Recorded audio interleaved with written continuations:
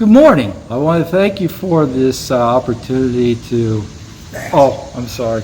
I want to thank you for this opportunity to be able to teach the devotional on Wednesday night. I am the Sunday school teacher for the Treasure Seekers class. And I was thinking about the Treasure Seekers and what is the highlight of that class. And really what comes to mind is when we do prayer. Tip of the hat to Sherry Dominic.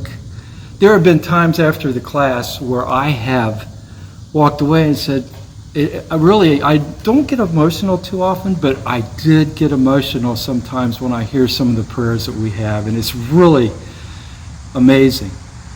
Now, one of the traditions of our class is that we do jokes. So first I thought that we would start off with a joke. And the interesting thing about it is I have never heard this, I haven't read this joke yet, so I'm not sure where this joke is coming from or what it is, but it's going to be a surprise to all of us. So, without further ado, here comes the joke. Can you see the joke yet? Okay, thank you. Do you want to read it now, or do you want to? Yeah, I was going to do the joke right now. And this is going to be a very short devotional, It's a so poem. we're going to keep it right there. Here we go with the joke. Poem. Oh, it's a poem. Oh, there once was a guy with no joke. So he asked some Sunday school folk. It came on a stick in a matter so slick that he laughed and he almost choked. Okay, that is incredible. Is that an original joke or a poem? Well, that is really good. So one thing in my job, for years I traveled, and it was really a cool opportunity because I could go out and see different people. And one day, I'm thinking about 15 years ago, I went out to, it was in Kentucky, I went and visited a college called Berea College. Interesting thing about Berea College. If you're a parent of a child that goes to Berea College, you got to be smiling because all the kids go to Berea College free.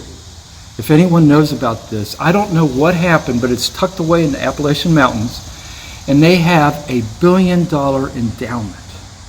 Now, the idea behind that is for kids that are in those areas that don't have that opportunity, they get to go to college for free. The one caveat between the whole thing is that they have to work. All the students at Berea College work. So here I am as a salesman going down to Berea College calling on the maintenance director. As I get there, I pull into the parking lot of the plumbing department. One little thing I got to say, they had an old plumbing department, but it was really well kept, which to me is frugality, but very well taken care of.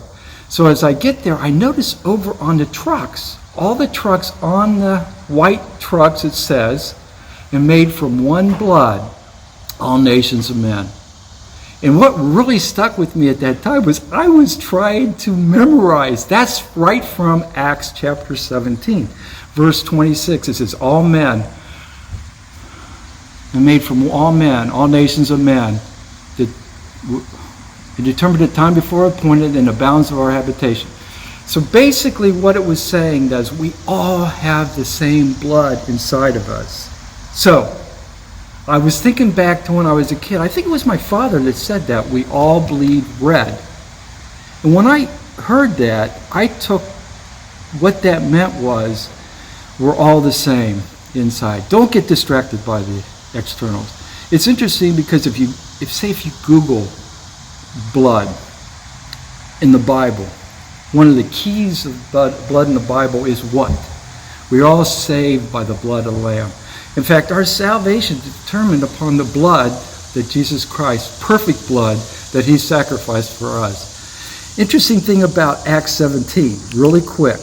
It was Paul, and he was in Greece. Now, the Greece valued wisdom above all things. If you think about it, some of the great philosophers of that time, of all time, if you ever go to any philosophy class in college, when I did, you heard about Aristotle, you heard about Socrates, and then you also heard about Plato.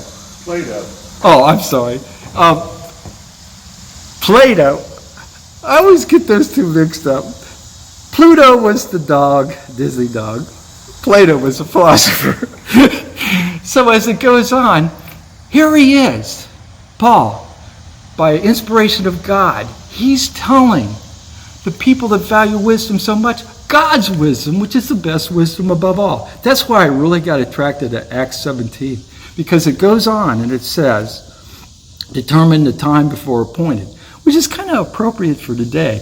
Because last week I heard about Elon Musk. Elon Musk wants to go to Mars. You probably heard of it. SpaceX. Not Y, not Space Z. I meet a lot of people that like spaceys.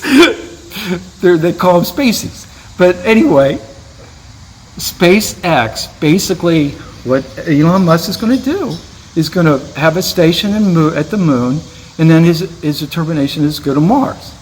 So what it says is God's already determined the boundaries, but I guess Elon wants to find out where that is. Personally, I would not want to go to a place where you have to take your own oxygen. That's just me.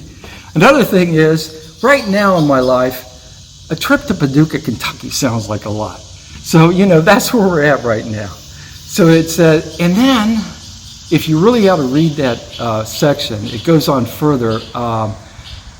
Jesus, it says about how at one time God winked. There's only 2 times in the Bible that God winked, and that's one of them. It's interesting. I'll leave that for you to look up. And I'm going to finish with this.